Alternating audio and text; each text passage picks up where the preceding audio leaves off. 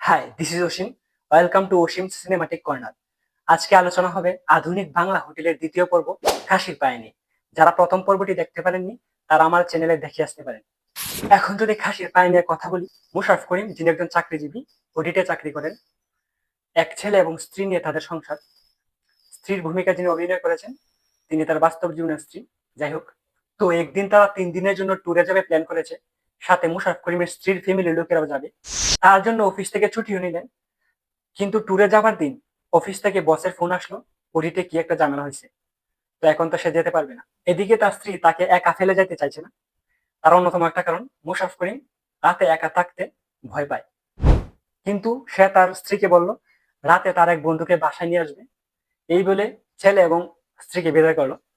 এরপর রাতে অফিস থেকে বাড়ি ফেরার আগে তার এক বন্ধুকে মেসেজ দেয়, কিন্তু তার বন্ধু আসতে পারবে না, সে গেছে সিলেটে। এখন তাকে একাই থাকতে হবে। এরপর রাতে কি ঘটে, শুধু এই রাত না, পরপর 3টা রাতে তার সাথে কি কি হয়, কি কি ভৌতিক কর্মকাণ্ড সম্মুখীন হয়, তা জানতে হলে বা সেইগুলা থ্রিল নিতে হলে আপনাকে এই দ্বিতীয় পর্বটি দেখতে হবে। অলরেডি আপনারা জানেন এটা একটা হরর সিরিজ, কিন্তু এর প্রথম পর্বে হরর বলতে কিছুই ছিল না, কিন্তু সুন্দর একটা গল্প ছিল, কিছু আনপ্রেডিক্টেবল টুইস্ট ছিল, সাথে গল্পটা এঙ্গেজিং ছিল।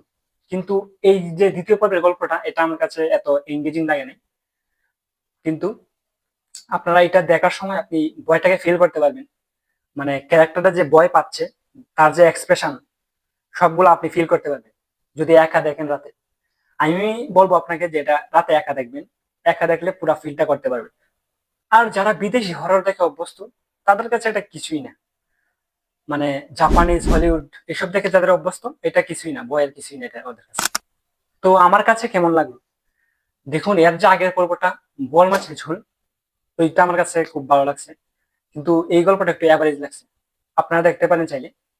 কিন্তু এরপরে আর একটা পর্ব আসবে, আশা করি এই পর্বটা যেন আরো ভালো হয়। আর যারা বিদেশি হরর মুভি, জাপানিজ বা হলিউড দেখতে চান বা সাজেশন নিতে চান, আমি কয়েকটা মুভি লিস্ট বানিয়ে একটা ভিডিও বানাবো, যদি কমেন্টে পজিটিভ রিপ্লাই আসে।